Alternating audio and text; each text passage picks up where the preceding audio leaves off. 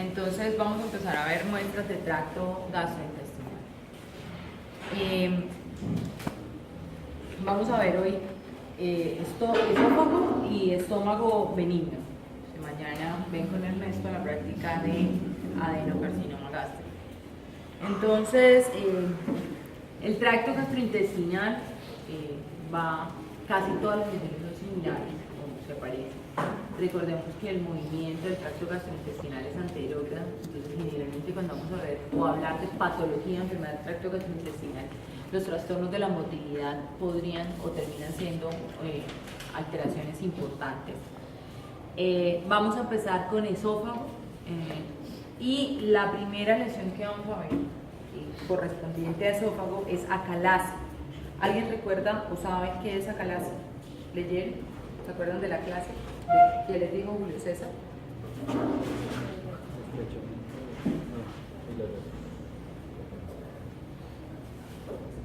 Es un punto de aguja al final, pero hay una... Exacto. Hay una estrechez en el esfínter esofágico, una lesión en el esfínter esofágico que hace que haya una obstrucción y produce dilatación del resto del esófago. Entonces, esta muestra pues está abierta, entonces lo que vamos a ver es que hay una marcada dilatación de la pared.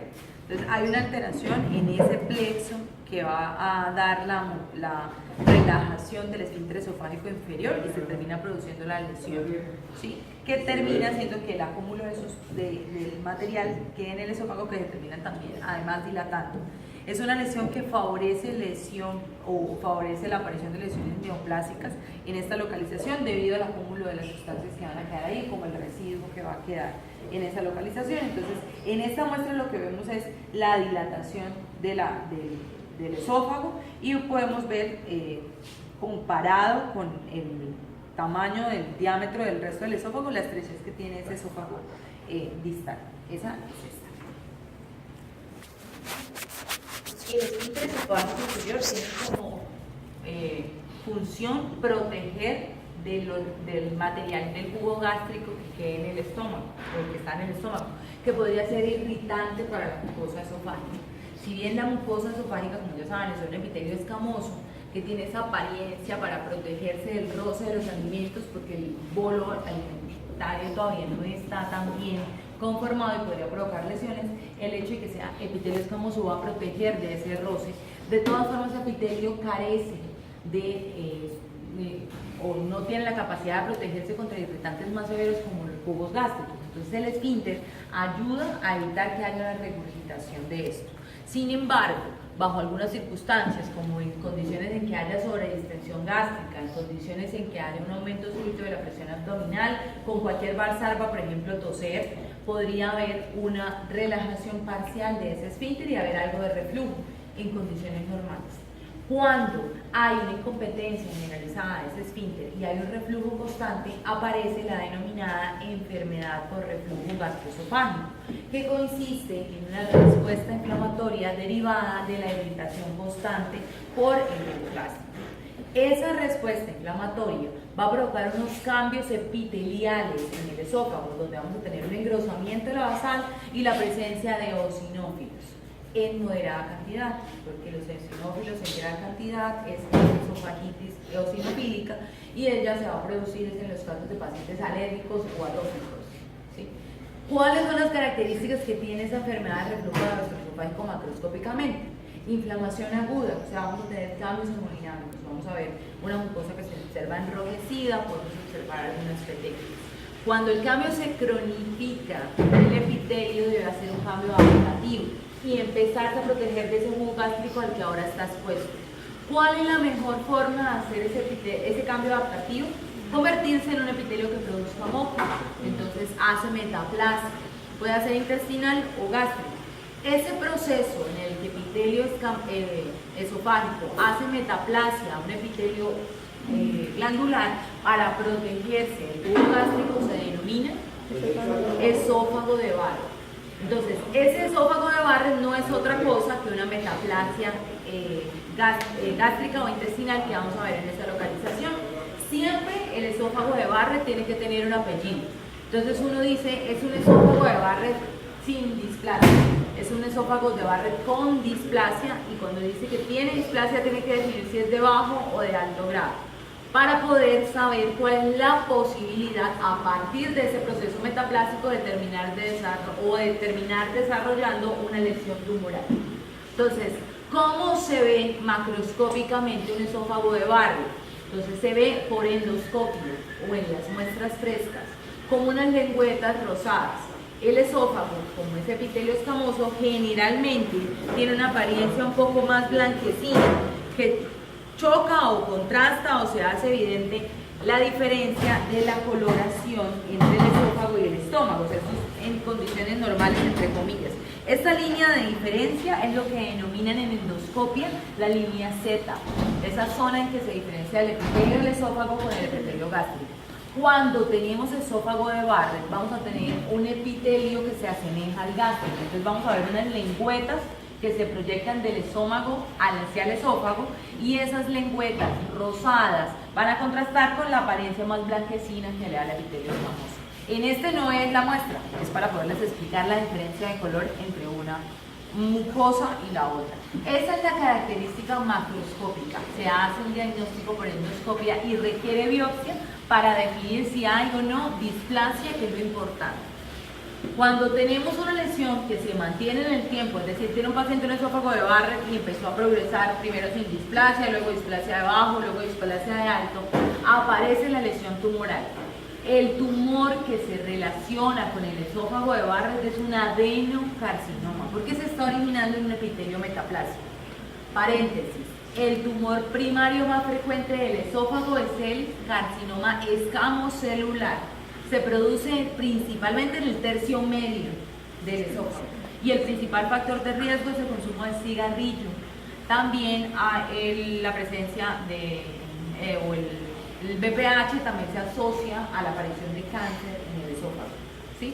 Los solventes, la presencia de cicatrices, como un paciente que haya tenido algún contacto con álcalis o alguna otra lesión, el hecho de que el paciente haya sido irradiado previamente en el cuello, por ejemplo, tuvo un tumor de tiroides y tuvieron que ponerle radiación. Todo eso favorece la aparición de carcinomas escamocelulares que se localizan en el tercio medio. Cierro el paréntesis. Si tenemos lesiones en el tercio distal, generalmente son adenocarcinomas y generalmente se originan de esófago de Barrett. Todas las muestras que tengo aquí de tumor son distales, por ende asumimos que son adenocarcinomas. Como todas las lesiones tumorales que se originan en un órgano tubular o con luz, va a tener tres formas de presentación. Una forma exofítica, es decir, el tumor crece hacia la luz. Una forma endofítica, el tumor crece hacia la pared. Y una forma ulcerada, donde hay una que se orada la superficie mucosa. Entonces vamos a tener estas muestras, entonces la parte distal del esófago con la porción proximal del estómago, y vamos a tener una lesión que sobresale hacia la luz. ¿Sí? Entonces es una lesión con un crecimiento exofítico, o sea que es un adenocarcinoma de tercio distal de esófago de apariencia macroscópica exofítica. ¿Sí? Podemos tener otras lesiones como esta, acá está el estómago, el esófago, tercio distal de esófago, y tenemos esta zona acá donde si ustedes ahorita la tocan la van a ver como cerrada, de apariencia como estenosada. ¿Sí? Entonces usted la mira y pareciera que tuviera una lesión en anillo. Cuando ustedes miran, en realidad la mucosa no se observa ulcerada, no se observa ninguna lesión, pero la pared sí se palpa engrosada. Entonces un adenocarcinoma de tercio distal del esófago de crecimiento, de patrón de crecimiento macroscópico endofítico, porque crece o lo que produce es que se engrosa la pared. Y aquí lo mismo, tercio distal, porque aquí está el estómago, y tenemos una lesión que notoriamente de modo macroscópico se observa es ulcerada. Entonces es un adenocarcinoma de esófago de tercio distal de apariencia macroscópica ulcerada. Esas son las muestras que tenemos de adenocarcinoma. Lo que les digo, no hay una lesión en tercio medio, no tenemos una lesión de otra localización que podamos presumir que se tratan de escamocelulares. La presencia de tumores benignos en todo el tracto gastrointestinal es rara, es infrecuente, pero se pueden encontrar. Generalmente son de origen mesenquimal, y lo que vamos a ver en esta muestra, que son las dos mitades de la lesión, es una masa bien delimitada, que está encapsulada y que a la superficie de corte es arremolinada. ¿Qué puede ser? Benigna, es benigna. ¿Qué es? Un leiomioma, exacto. Entonces, es la apariencia que va a tener el leiomioma, una lesión bien delimitada, remolinada, derivada de la pared, que obviamente va a producir sintomatología porque el crecimiento termina obstruyendo, pero no es de carácter infiltrativo, pero sí termina produciendo síntomas en estos pacientes. Y estas que están aquí, muestras de esófago, van a observarse un poco de congestión y algunos pocos de hemorragia. No puedo decirles que es proximal y que es distal en esa muestra. Entonces, por ende, yo les digo solamente que se trata de una esofagitis. No le pongo apellido ni le pongo ninguna otra porque me queda muy difícil saber qué es proximal y qué es distal porque tengo un segmento sin ningún tipo de orientación. Pero estoy viendo cambios hemodinámicos. Entonces, es una esofagitis. Y esta de acá, que es una muestra que el esófago está cerrado, esta es la superficie externa, esta es la región del estómago, ¿sí? La muestra no está vertida. Vemos que en la porción proximal pues hay eritema, ¿sí? Hay una congestión en esa zona. Entonces, podría tratarse de algún tipo de alteración específica. No le pongo nombre. Yo creo que es una muestra de varices esofágicas, pero no tiene nombre, entonces no les puedo decir exactamente qué son varices esofágicas. Señor.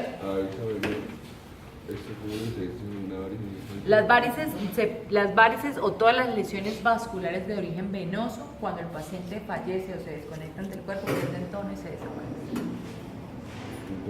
Esto no puede ser. Esto lo único que tiene, que podría a mí favorecerme o ese tipo de congestión, es porque el anillo todavía sigue. Entonces, al estar el anillo indemne, lo que hubiera quedado dentro de las venas estaba. Entonces, al fijarlo, se puede acumular la sangre y quedarse ahí. ¿Sí me entiendes? Entonces, ese es el problema con las lesiones de tipo venoso. Siempre cuando el paciente fallece o cuando se extrae la muestra, desaparecen. Hay varias enfermedades que no se observan, no tienen representación histológica por esa condición. Las varices esofágicas, la gastropatía hipertensiva, que es la enfermedad que se produce en el estómago por hipertensión portal, desaparecen. Uno le toman la biopsia y uno la van a mirar y colocan gastropatía hipertensiva y usted va a mirar y no ve nada porque no hay presión venosa. Se desaparece. Al desaparecer, como las venas se dilatan y ellas no tienen pared muscular, no sufren ningún tipo de alteración. Me refiero músculo o una capa muscular como las que tienen las arterias, ellas desaparecen, entonces nosotros no tenemos representación histológica. Entonces se vuelve un problema es por esa parte. Entonces, por esta ya la puse aquí, no se preocupen por esa muestra, no la miro. Eso con respecto a la patología del esófago. Cuando hablamos de patología gástrica, vamos a hacer una división. Vamos a hablar de gastropatías, a todo aquello que genere una sintomatología en el estómago, pero que no genere respuesta inflamatoria de tipo polimorfo nuclear, ¿sí? Y tenemos las gastritis, donde tenemos además de la respuesta inflamatoria, la sintomatología. Entonces, ¿a qué se denomina gastropatía? A todo proceso que genere irritación de la mucosa gástrica sin presencia de polimorfos. Entonces viene la enfermedad asociada al consumo de AINES, ¿sí? Que también puede producir gastritis crónica, pero que está relacionada, y algunas de las otras condiciones que pueden estar asociadas, como el uso de irritantes, las úlceras de estrés, por ejemplo, que se produce por vasoconstricción esplácnica, sin que genere una respuesta de polimorfos real. Entonces, ahí es cuando las denominan gastropatías. Cuando vamos a hablar de gastritis, tenemos que entender que el principal factor de riesgo para desarrollar gastritis es el Helicobacter pylori. ¿Sí? El Helicobacter es una bacteria que ha tenido un proceso y ha logrado aprender a sobrevivir en el ambiente ácido de la mucosa gástrica. Dentro de 15 días vamos a hacer correlato de Helicobacter. Entonces vamos a ver cuáles son los mecanismos que hacen que esa bacteria pueda sobrevivir en ese ambiente ácido. Pero el Helicobacter es apenas uno de los factores de riesgo para desarrollar gastritis. ¿Qué otros factores de riesgo hay para que uno desarrolle gastritis o inflamación a nivel de la mucosa gástrica? Pero la úlcera se produce por algún tipo de inflamación o algún tipo de agente. La úlcera no favorece la gastritis favorece la úlcera.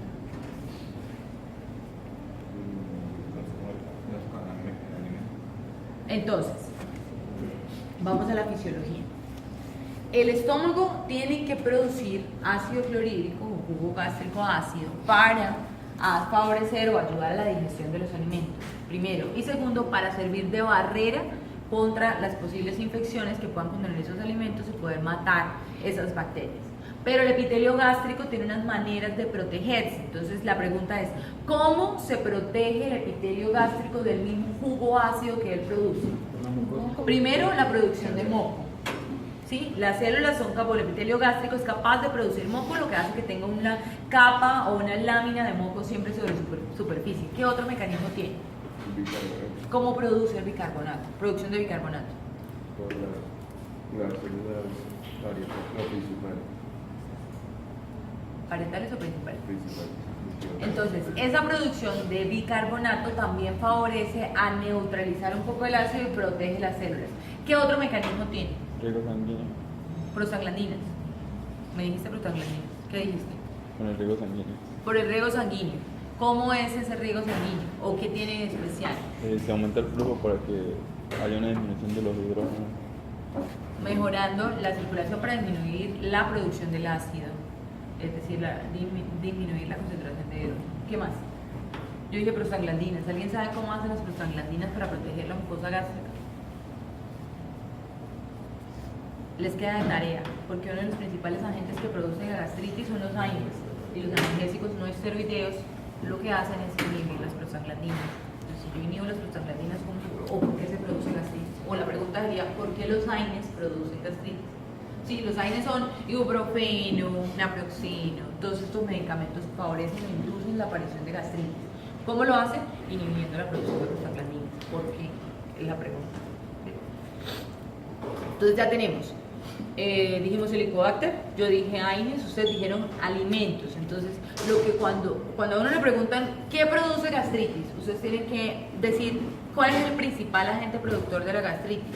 El principal agente productor de gastritis es la hiperacidemia. ¿Cómo se hace para que el ambiente se vuelva más ácido? Se pierden los mecanismos protectores. ¿Cómo pierdo yo los mecanismos protectores? Entonces ya les dije una forma, los AINES bloquean las prostaglandinas que protegen la mucosa. Otro mecanismo. Las prostaglandinas no harían dilatación del filo para que saliera más rápido el contenido. Le toca que lean. No, es una confusión. No suponga. ¿Qué otra cosa favorecería? Entonces, consumo de alimentos. ¿Cuáles alimentos? Los que retarden el vaciado gástrico, por ejemplo.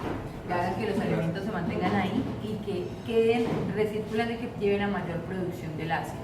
Agentes. ¿Qué? Dime. No dejes de pensar en las prostaglandinas y concentrémonos en el resto de factores de riesgo. No piensen más en las prostaglandinas. Por favor. ¿Qué otros factores de riesgo hay? Consumo de alcohol, consumo de cafeína en exceso, ¿sí?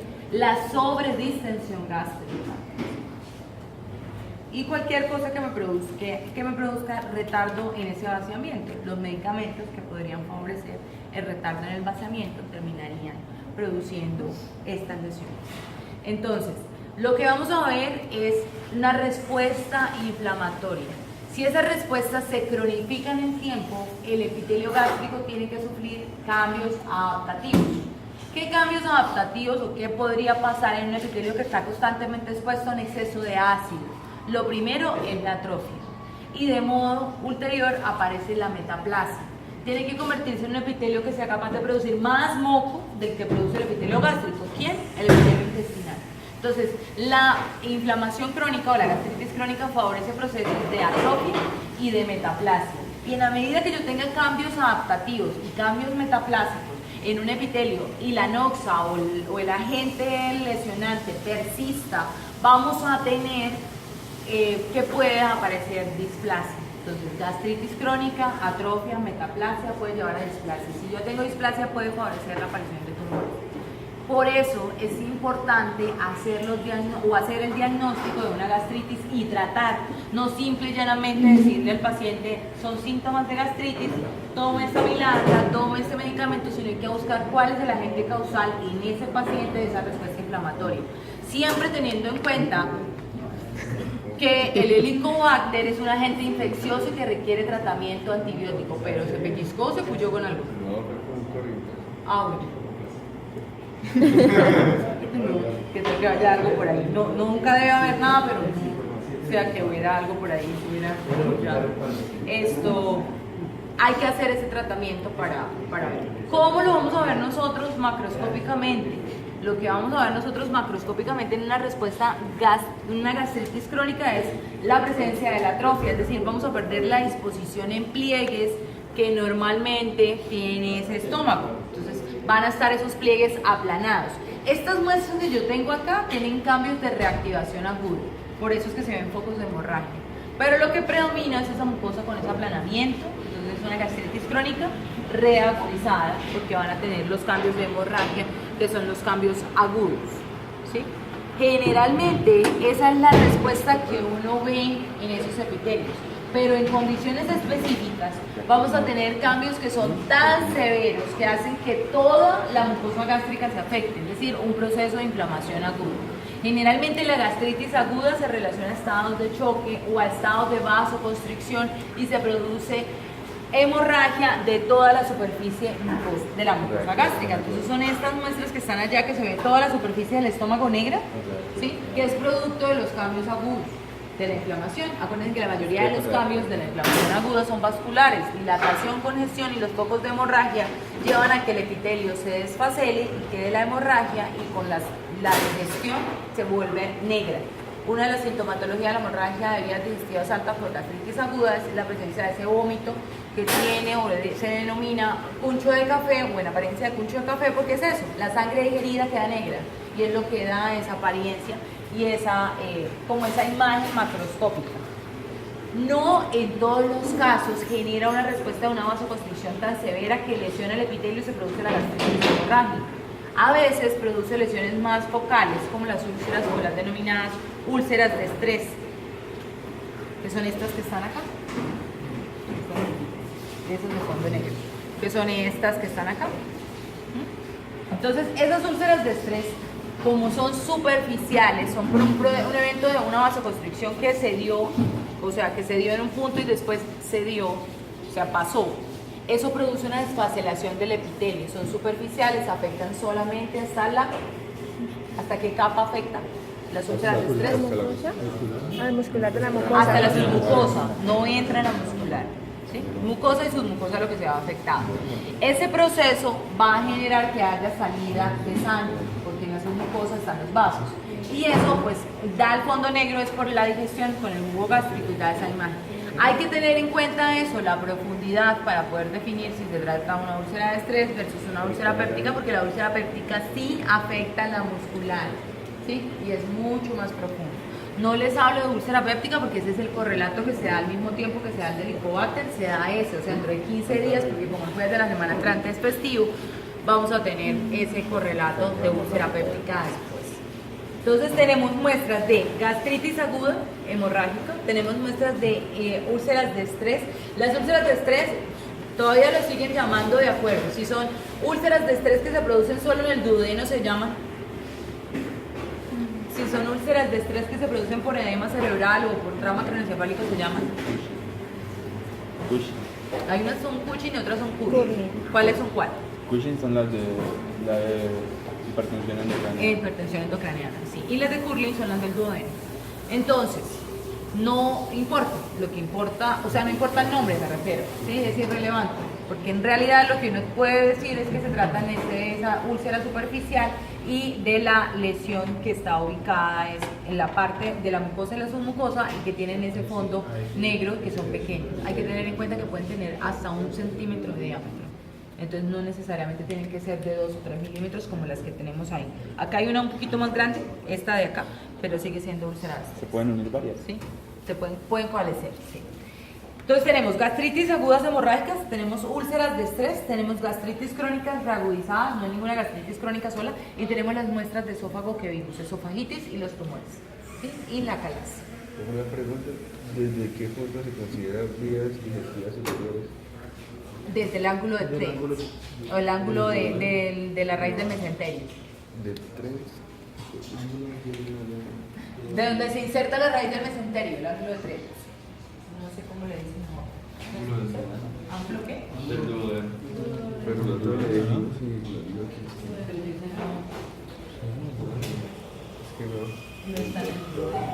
El doctor Carlos nos preguntó. Ah, El duodeno de la... ese es el punto. La endoscopia llega hasta la segunda porción del duodeno. Llega un poquito más allá de la ampolla de agua. Entonces hay un pedazo que es tercera, cuarta porción